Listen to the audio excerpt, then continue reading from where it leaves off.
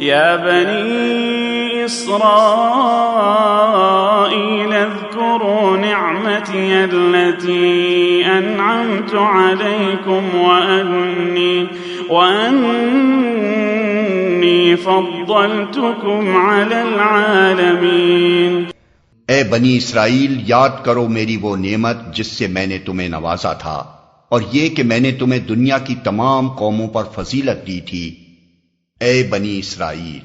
یہاں سے ایک دوسرا سلسلہ تقریر شروع ہوتا ہے جسے سمجھنے کے لیے حسب ذیل امور کو اچھی طرح ذہن نشین کر لینا چاہیے. ایک، حضرت نوح علیہ السلام کے بعد حضرت ابراہیم علیہ السلام پہلے نبی ہیں جن کو اللہ تعالیٰ نے اسلام کی عالمگیر دعوت پھیلانے کے لیے مقرر کیا تھا.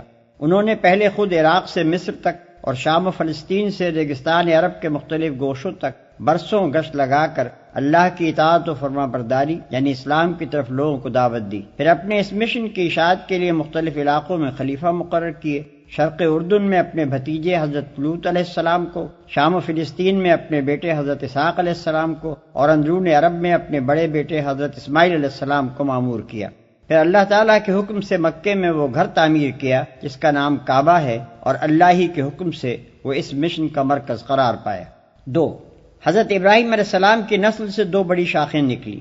ایک حضرت اسماعیل علیہ السلام کی اولاد جو عرب میں رہی. قریش اور عرب کے بعد دوسرے قبائل کا تعلق اسی شاخ سے تھا، اور جو عرب قبیلے نسلاً حضرت اسماعیل کی اولاد نہ تھے وہ بھی چونکہ ان کے پھیلائے ہوئے مذہب سے کم و بیش متاثر تھے اس لیے وہ اپنا سلسلہ انہی سے جوڑتے تھے.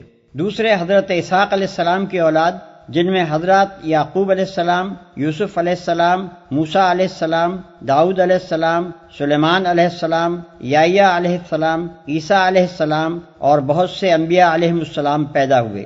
اور جیسا کہ پہلے بیان کیا جا چکا ہے حضرت یعقوب علیہ السلام کا نام چونکہ اسرائیل تھا اس لیے یہ نسل بنی اسرائیل کے نام سے مشہور ہوئی. ان کی تبلیغ سے جن دوسری قوموں نے ان کا دین قبول کیا انہوں نے یا تو اپنی انفرادیت ہی ان کے اندر گم کر دی یا وہ نسلاً تو ان سے الگ رہے مگر مذہباً ان کے متبع رہے. اسی شاخ میں جب پستی و تنزل کا دور آیا تو پہلے یہودیت پیدا ہوئی اور پھر عیسائیت نے جنم لیا. تین، حضرت ابراہیم کا اصل کام دنیا کو اللہ کی اطاعت کی طرف بلانا اور اللہ کی طرف سے آئی ہوئی ہدایت کے مطابق انسانوں کی انفرادی و اجتماعی زندگی کا نظام درست کرنا تھا. وہ خود اللہ کے مطیع تھے، اس کے دیے ہوئے علم کی پیروی کرتے تھے، دنیا میں اس علم کو پھیلاتے تھے اور کوشش کرتے تھے کہ سب انسان مالک کائنات کے مطیع ہو کر رہیں. یہی خدمت تھی جس کے لیے وہ دنیا کے امام و پیشوا بنائے گئے. ان کے بعد یہ امامت کا منصب ان کی نسل کی اس شاخ کو ملا جو حضرت اسحاق علیہ السلام اور حضرت یعقوب علیہ السلام سے چلی اور بنی اسرائیل کہلائی. اسی میں انبیاء پیدا ہوتے رہے، اسی کو راہ راست کا علم دیا گیا، اسی کے سپرد یہ خدمت کی گئی کہ اس راہ راست کی طرف اقوام عالم کی رہنمائی کرے. اور یہی وہ نعمت تھی جسے اللہ تعالیٰ بار بار اس نسل کے لوگوں کو یاد دلا رہا ہے.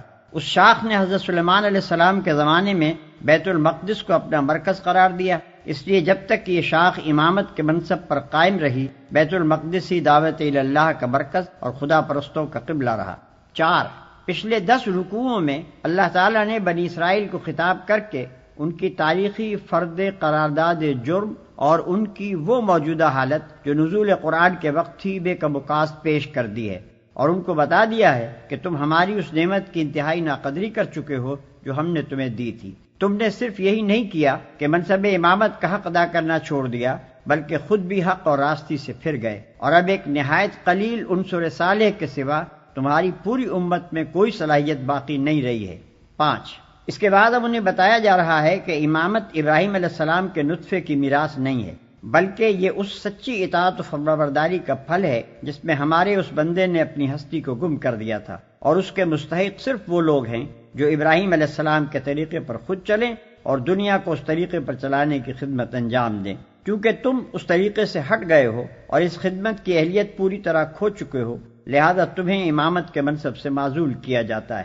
6، ساتھ ہی اشاروں میں یہ بھی بتا دیا جاتا ہے کہ جو غیر اسرائیلی قومیں موسیٰ علیہ السلام اور عیسیٰ علیہ السلام کے واسطے سے حضرت ابراہیم علیہ السلام کے ساتھ اپنا تعلق جوڑتی ہیں وہ بھی ابراہیمی طریقے سے ہٹی ہوئی ہیں. نیز مشرکین عرب بھی جو ابراہیم و اسماعیل علیہ السلام سے اپنے تعلق پر فخر کرتے ہیں محض نسل و نسب کے فخر کو لیے بیٹھے ہیں، ورنہ ابراہیم و اسماعیل علیہ السلام کے طریقے سے اب ان کو دور کا واسطہ بھی نہیں رہا ہے. لہذا ان میں سے کوئی بھی امامت کا مستحق نہیں ہے۔ 7 پھر یہ بات ارشاد ہوتی ہے کہ اب ہم نے ابراہیم علیہ السلام کی دوسری شاخ بنی اسماعیل میں وہ رسول پیدا کیا ہے جس کے لیے ابراہیم علیہ السلام اور اسماعیل علیہ السلام نے دعا کی تھی۔ اس کا طریقہ وہی ہے جو ابراہیم علیہ السلام، اسماعیل علیہ السلام، اسحاق علیہ السلام، یعقوب علیہ السلام اور دوسرے تمام انبیاء کا تھا۔ وہ اور اس کے پیرو تمام ان پیغمبروں کی تصدیق کرتے ہیں جو دنیا میں خدا کی طرف سے آئے ہیں اور اسی راستے کی طرف دنیا کو بلاتے ہیں جس کی طرف سارے انبیاء دعوت دیتے چلے آئے ہیں۔ لہذا اب امامت کے مستحق صرف وہ لوگ ہیں جو اس رسول کی پیروی کریں۔ 8 تبدیل امامت کا اعلان ہونے کے ساتھ ہی قدرتی طور پر تحویل قبلہ کا اعلان ہونا بھی ضروری تھا۔ جب تک بنی اسرائیل کی امامت کا دور تھا، بیت المقدس مرکز دعوت رہا اور وہی قبلہ اہل حق بھی رہا۔ خود نبی عربی صلی اللہ علیہ وسلم اور آپ کے پیرو بھی اس وقت تک بیت المقدس ہی کو قبلہ بنائے رہے، مگر جب بنی اسرائیل اس منصب سے باضابطہ معزول کر دیے گئے تو بیت المقدس کی مرکزیت آپ سے آپ ختم ہو گئی۔ لہذا اعلان کیا گیا کہ اب وہ مقام دین الہی کا مرکز ہے جہاں سے اس رسول کی دعوت کا ظہور ہوا ہے، اور چونکہ ابتدا میں ابراہیم علیہ السلام کی دعوت کا مرکز بھی یہی مقام تھا، اس لیے اہل کتاب اور مشرکین کسی کے لیے بھی یہ تسلیم کرنے کی سوا چارہ نہیں ہے کہ قبلہ ہونے کا زیادہ حق کعبے ہی کو پہنچتا ہے۔ ہر دبنی کی بات دوسری ہے کہ وہ حق وقت جانتے ہوئے بھی اعتراض کیے چلے جائیں۔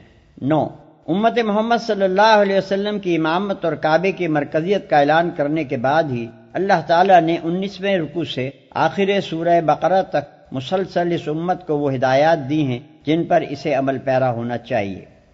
واتقوا يوما لا تجزي نفس عن نفس شيئا ولا يقبل منها عدل ولا تنفعها شفاعة ولا هم ينصرون۔ اور ڈرو اس دن سے جب کوئی کسی کے ذرا کام نہ آئے گا، نہ کسی سے فدیہ قبول کیا جائے گا، نہ کوئی سفارشی آدمی کو فائدہ دے گی، اور نہ مجرموں کو کہیں سے کوئی مدد پہنچ سکے گی۔ وَإِذِ ابْتَلَىٰ إِبْرَاهِيمَ رَبُّهُ بِكَلِمَاتٍ فَأَتَمَّهُنَّ قال إني جاعلك للناس إماما قال ومن ذريتي قال لا ينال عهد الظالمين۔ یاد کرو کہ جب ابراہیم کو اس کے رب نے چند باتوں میں آزمایا اور وہ ان سب میں پورا اتر گیا تو اس نے کہا میں تجھے سب لوگوں کا پیشوا بنانے والا ہوں۔ ابراہیم نے عرض کیا اور کیا میری اولاد سے بھی یہی وعدہ ہے؟ اس نے جواب دیا میرا وعدہ ظالموں سے متعلق نہیں ہے۔ یاد کرو کہ جب ابراہیم کو اس کے رب نے چند باتوں میں آزمایا۔ قرآن میں مختلف مقامات پر ان تمام سخت آزمائشوں کی تفصیل بیان ہوئی ہے جس سے گزر کر حضرت ابراہیم علیہ السلام نے اپنے آپ کو اس بات کا اہل ثابت کیا تھا کہ انہیں بنی نوع انسان کا امام اور رہنما بنایا جائے۔ جس وقت سے حق ان پر منکشف ہوا اس وقت سے لے کر مرتے دم تک ان کی پوری زندگی سراسر قربانی ہی قربانی تھی۔ دنیا میں جتنی چیزیں ایسی ہیں جن سے انسان محبت کرتا ہے ان میں سے کوئی چیز ایسی نہ تھی جس کو حضرت ابراہیم علیہ السلام نے حق کی خاطر قربان نہ کیا ہو، اور دنیا میں جتنے خطرات ایسے ہیں جن سے آدمی ڈرتا ہے ان میں سے کوئی خطرہ ایسا نہ تھا جسے انہوں نے حق کی راہ میں نہ جھیلا ہو۔ میرا وعدہ ظالموں سے متعلق نہیں ہے۔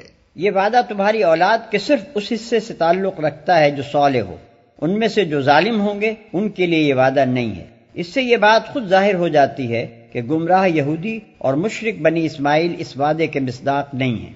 وَإِذْ جَعَلْنَا الْبَيْتَ مَثَابَةً لِلنَّاسِ وَأَمْنًا وَاتَّخِذُوا مِن مَّقَامِ إِبْرَاهِيمَ مُصَلًّى وَعَهِدْنَا إِلَىٰ إِبْرَاهِيمَ وَإِسْمَاعِيلَ أن طهرا بيتي للطائفين والعاكفين والركع السجود۔ اور ہم نے اس گھر کعبے کو لوگوں کے لیے مرکز اور امن کی جگہ قرار دیا تھا، اور لوگوں کو حکم دیا تھا کہ ابراہیم جہاں عبادت کے لیے کھڑا ہوتا ہے اس مقام کو مستقل جائے نماز بنا لو، اور ابراہیم اور اسماعیل کو تاکید کی تھی کہ میرے اس گھر کو طواف اور اعتکاف اور رکوع اور سجدہ کرنے والوں کے لیے پاک رکھو۔ پاک رکھنے سے مراد صرف یہی نہیں ہے کہ کوڑے کرکٹ سے اسے پاک رکھا جائے۔ خدا کے گھر کی اصل پاکی یہ ہے کہ اس میں خدا کے سوا کسی کا نام بلند نہ ہو۔ جس نے خانہ خدا میں خدا کے سوا کسی دوسرے کو مالک، معبود، حاجت روا اور فریاد رس کی حیثیت سے پکارا، اس نے حقیقت میں اسے گندہ کر دیا۔ یہ آیت ایک نہایت لطیف طریقے سے مشرکین قریش کے جرم کی طرف اشارہ کر رہی ہے کہ یہ ظالم لوگ ابراہیم علیہ السلام اور اسماعیل علیہ السلام کے وارث ہونے پر فخر تو کرتے ہیں، مگر وراثت کا حق ادا کرنے کے بجائے الٹا اس حق کو پامال کر رہے ہیں۔ لہذا جو وعدہ ابراہیم علیہ السلام سے کیا گیا تھا اس سے جس طرح بنی اسرائیل مستثنا ہو گئے ہیں، اسی طرح یہ مشرک بنی اسرائیل بھی اس سے مستثنا ہے۔ وَإِذْ قَالَ إِبْرَاهِيمُ رَبِّ اجْعَلْ هَٰذَا بَلَدًا آمِنًا وَارْزُقْ أَهْلَهُ مِنَ الثَّمَرَاتِ مَنْ آمَنَ مِنْهُم بِاللَّهِ وَالْيَوْمِ الْآخِرِ قال ومن كفر فأمتعه قليلا ثم أضطره إلى عذاب النار وبئس المصير۔ اور یہ کہ ابراہیم نے دعا کی، اے میرے رب اس شہر کو امن کا شہر بنا دے اور اس کے باشندوں میں سے جو اللہ اور آخرت کو مانے انہیں ہر قسم کے پھلوں کا رزق دے۔ جواب میں اس کے رب نے فرمایا، اور جو نہ مانے گا دنیا کی چند روزہ زندگی کا سامان تو میں اسے بھی دوں گا، مگر آخر کار اسے عذاب جہنم کی طرف گھسیٹوں گا اور وہ بدترین ٹھکانہ ہے۔ دنیا کی چند روزہ زندگی کا سامان تو میں اسے بھی دوں گا۔ حضرت ابراہیم علیہ السلام نے جب منصب امامت کے متعلق پوچھا تھا تو ارشاد ہوا تھا کہ اس منصب کا وعدہ تمہاری اولاد کے صرف مومن و صالح لوگوں کے لیے ہے، ظالم اس سے مستثنا ہے۔ اس کے بعد حضرت ابراہیم علیہ السلام رزق کے لیے دعا کرنے لگے، تو سابق فرمان کو پیش نظر رکھ کر انہوں نے صرف اپنی مومن اولاد ہی کے لیے دعا کی، مگر اللہ تعالیٰ نے جواب میں اس غلط فہمی کو فوراً رفع فرما دیا اور انہیں بتایا کہ امامت صالحہ اور چیز ہے اور رزق دنیا دوسری چیز۔ امامت صالحہ صرف مومنین صالحین کو ملے گی، مگر رزق دنیا مومن و کافر سب کو دیا جائے گا۔ اس سے یہ بات خود بخود نکل آئی کہ اگر کسی کو رزق دنیا فراوانی کے ساتھ مل رہا ہو تو وہ اس غلط فہمی میں نہ پڑے کہ اللہ اس سے راضی بھی ہے اور وہی خدا کی طرف سے پیشوائی کا مستحق بھی ہے۔ وَإِذْ يَرْفَعُ إِبْرَاهِيمُ الْقَوَاعِدَ مِنَ الْبَيْتِ وَإِسْمَاعِيلُ رَبَّنَا تَقَبَّلْ مِنَّا